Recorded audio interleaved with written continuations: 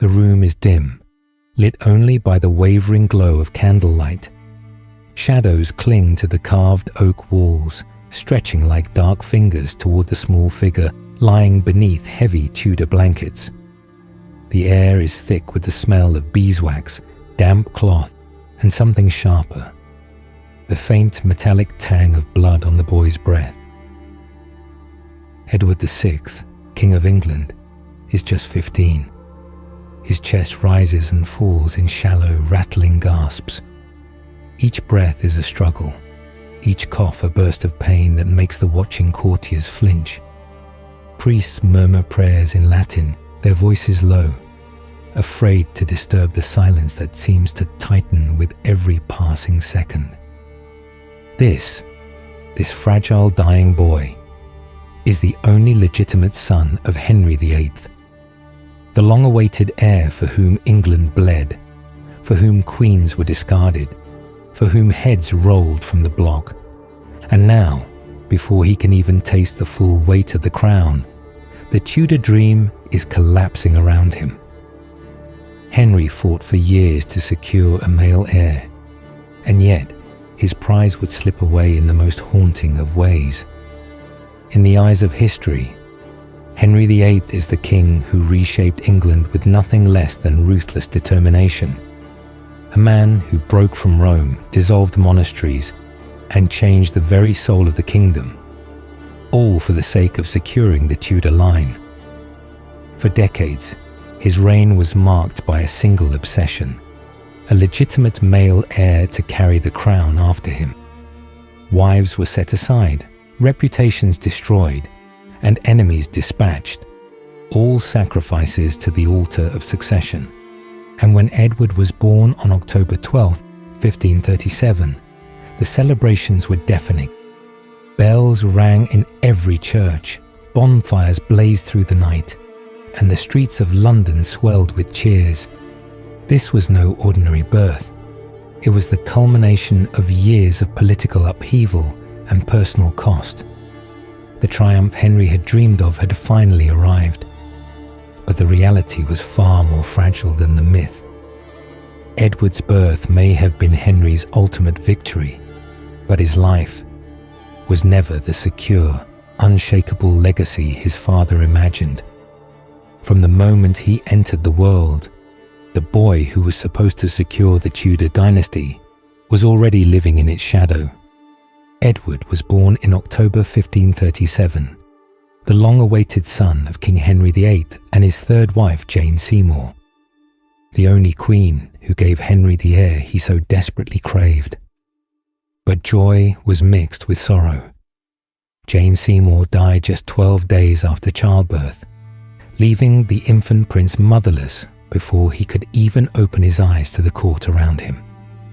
From that moment, Edward was not only the treasured jewel of the Tudor dynasty, he was also its most vulnerable. Raised in a gilded cocoon, Edward's boyhood was carefully shaped for the throne. His education was entrusted to the finest scholars of the age, steeped in languages, scripture, statecraft, and the new Protestant faith that Henry had torn England toward. Chroniclers describe him as intelligent, precociously serious, and eager to master the arts of kingship. But behind the scenes, the whispers never stopped. His pale complexion, slight frame, and frequent bouts of illness suggested that the boy who would be king might not be as sturdy as his father had hoped. Even in his earliest years, there were hints that Edward VI's reign, should he live to see it, might be shorter than anyone dared admit aloud. January 1547. The great Tudor king, Henry VIII, is dead. In his place, a pale and slender boy of just 9 years old ascends the throne. Edward VI, the long-awaited male heir, now wears the crown his father had moved heaven and earth to secure. But England does not yet have a king in truth. It has a child, and behind that child, a court full of men eager to rule in his name. First comes Edward Seymour, the Duke of Somerset, the boy's uncle, whose guiding hand quickly turns into an iron grip over the realm. When Somerset falls from favour, John Dudley, the Duke of Northumberland, steps in, every bit as ambitious and cunning.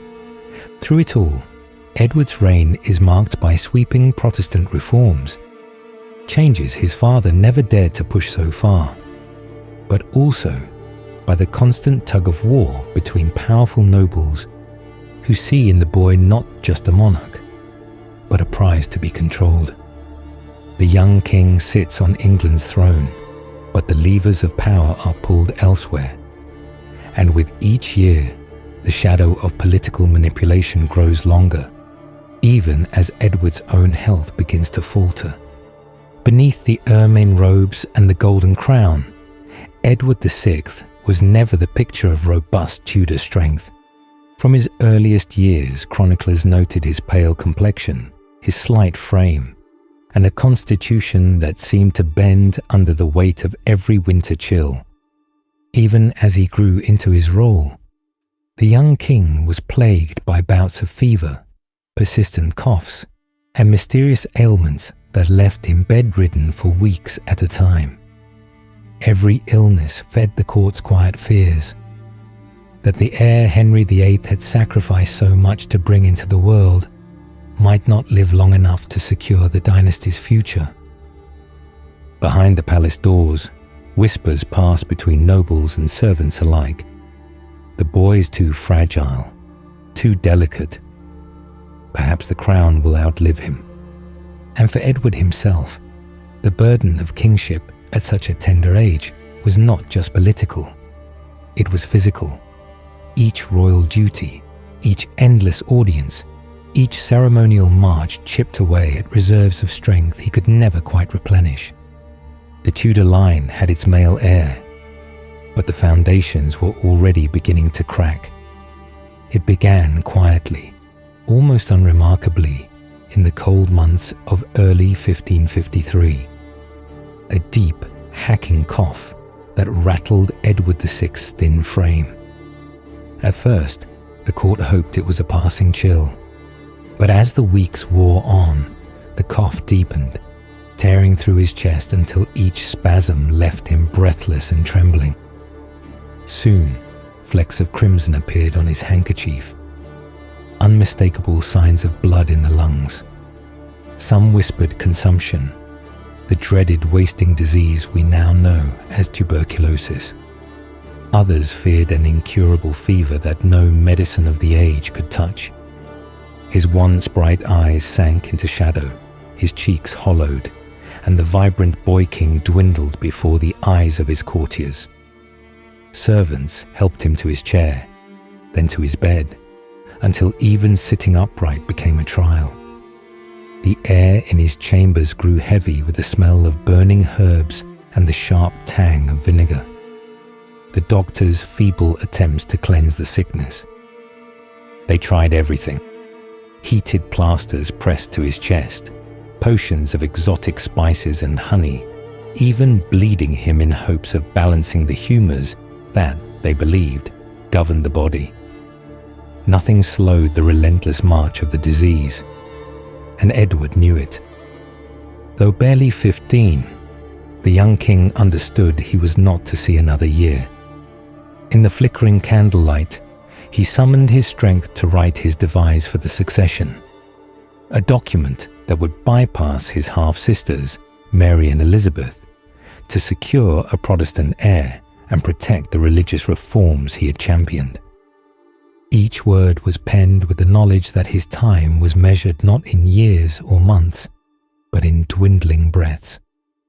The boy who had been born to secure a dynasty was now fighting, not for his life, but for the future of England after he was gone. On July 6, 1553, the struggle finally ended. Edward VI, the long-awaited son of Henry VIII, slipped away in his bedchamber at the Palace of Greenwich.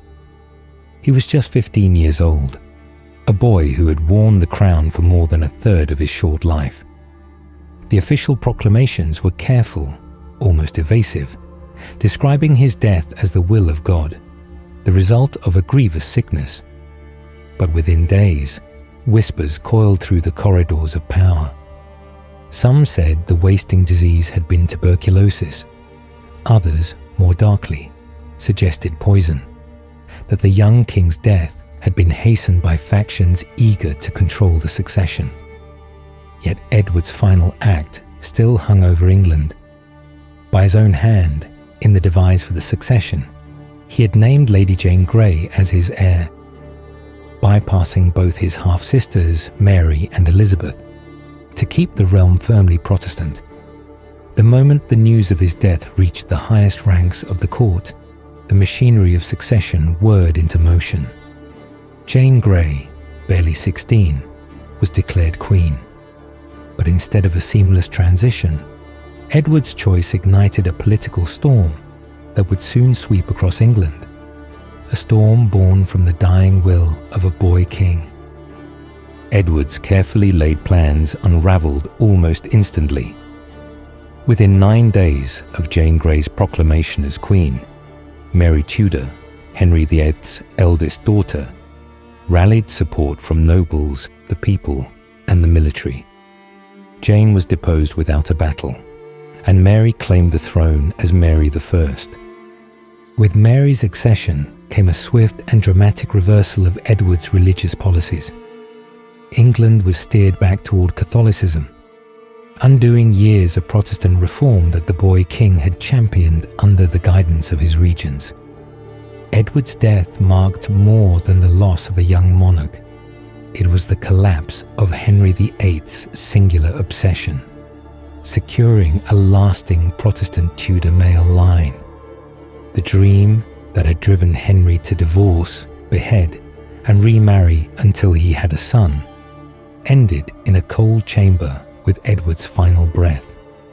In the long view of history, Edward's reign is remembered less as a period of personal rule and more as a fragile interlude, a brief, turbulent bridge between the religious upheavals of Henry VIII and the blood-stained reign of Mary I. Centuries later, the question still lingers over Edward VI's death. Was it simply the tragic end of a sickly youth, or the result of calculated ambition? Most contemporary accounts point toward tuberculosis, the so-called consumption that claimed many lives in Tudor England. His symptoms fit the pattern: the persistent cough, the night sweats, the sudden wasting away. Yet the suspicious speed of his decline and the timing have long fueled darker theories. Whispers in the court hinted at poisoning, perhaps by those who saw Edward's death as the key to their own power. With religious factions at one another's throats, removing a Protestant king could have been a decisive move for Catholic sympathizers, or even for rival Protestants positioning their own candidates. No proof ever emerged, and perhaps none ever will. But the unanswered question has kept Edward's death shrouded in intrigue, a final Tudor mystery where politics and mortality are impossible to untangle. The death of Henry VIII's only legitimate son wasn't merely the loss of a boy king. It was the moment the carefully constructed Tudor future began to unravel. Henry's lifelong obsession with securing a male heir had reshaped England, costing wives their crowns and even their lives.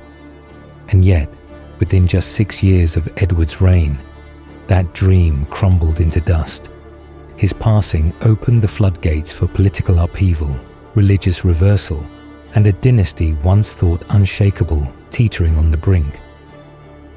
Edward VI's brief life became a cautionary chapter in royal history, a reminder that no amount of power, wealth, or ruthless determination can outmatch the fragility of the human body, or the dangers of a court where ambition runs deep. Did Edward die simply from the hand of fate, or from the hidden hands of those who saw in his empty throne the opportunity of a lifetime?